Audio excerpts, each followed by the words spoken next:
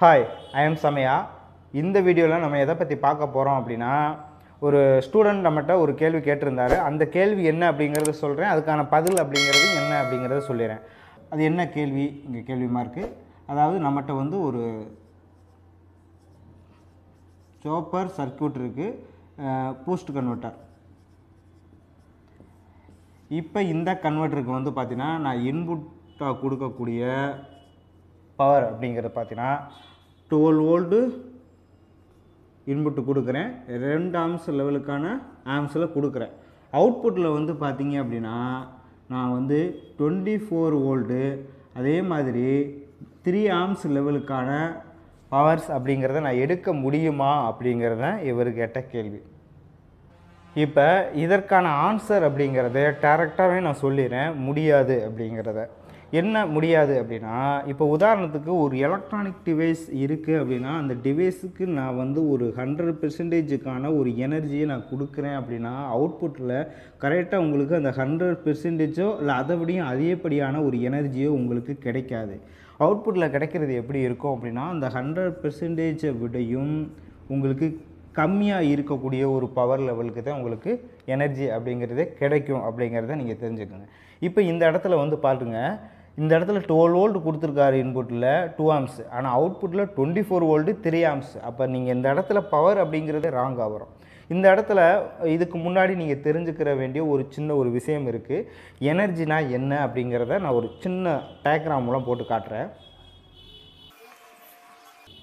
இப்போ பாத்தீங்கன்னா எனர்ஜி அப்படினு சொல்றோம் இல்லையா இந்த எனர்ஜிக்குள்ள எதெல்லாம் சேர்ந்தது எனர்ஜி அப்படினா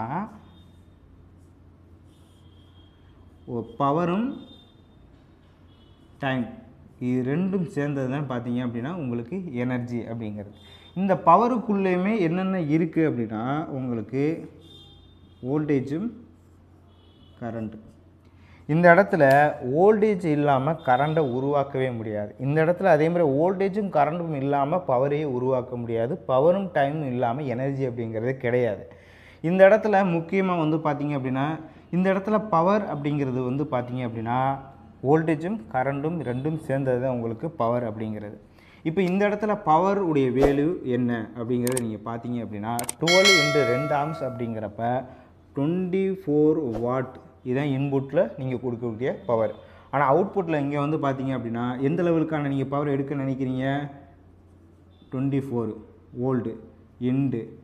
3 ஆம்ஸ் அப்படிங்கறப்ப 72 வாட் லெவலுக்கான பவரை நீங்க எடுக்க நினைக்கிறீங்க ஆனா இது சாத்தியமா முடியாது நீங்க இங்க கொடுக்கிறது 24 தான் 100% ன்னு எடுத்துக்கிட்டோம் அப்படினா இந்த இடத்துல வந்து பாத்தீனா 24 ஓடையும் நீங்க அதிகமான பவர் எடுக்கறீங்க ஆனா எக்காரணத்துக்கு கொண்டும் அதிகமான பவர் அப்படிங்கறத நீங்க எடுக்கவே முடியாது இது வந்து பாத்தீங்க அப்படினா நடக்காத ஒரு முறை இப்போ நீங்க 24 லெவலுக்கான பவரை இன்புட்ல கொடுக்கறீங்க அவுட்புட்ல இந்த லெவலுக்கான பவரை நீங்க எடுக்க முடியாது அப்ப எந்த லெவலுக்கான பவரை நம்ம அவுட்புட்ல எடுக்கலாம் அதாவது 24 வோல்டேஜ் லெவலுக்கு நான் பூஸ்ட் பண்ணா எந்த லெவலுக்கான ஆம்ஸ்க்குள்ள நான் பவரை எடுத்துக்கலாம் அப்படிங்கறதையும் பாத்துருவோம் இப்போ நான் வந்து பாத்தீங்கன்னா ஒரு 24 வோல்டேஜ் நான் அவுட்புட்ல எடுக்கிறேன் அப்படினா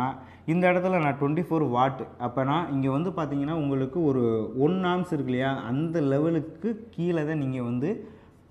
ஆம்ஸ் அப்படிங்கறது எடுக்க முடியும் ஆனா இன்னொரு விஷயம் இருக்கு இந்த சர்க்யூட் இருக்குலையா ஒரு சாப்பர் சர்க்யூட் இருக்குலையா அந்த சர்க்யூட் செயல்படுறதுக்கே பாத்தீங்கன்னா ஒரு குறிப்பிட்ட எனர்ஜி அப்படிங்கறத எடுத்துக்கறோம் அப்ப அதுவும் போக மீதி பாத்தீங்க அப்படினா உங்களுக்கு एक्चुअली இங்க கிடைக்கக்கூடியது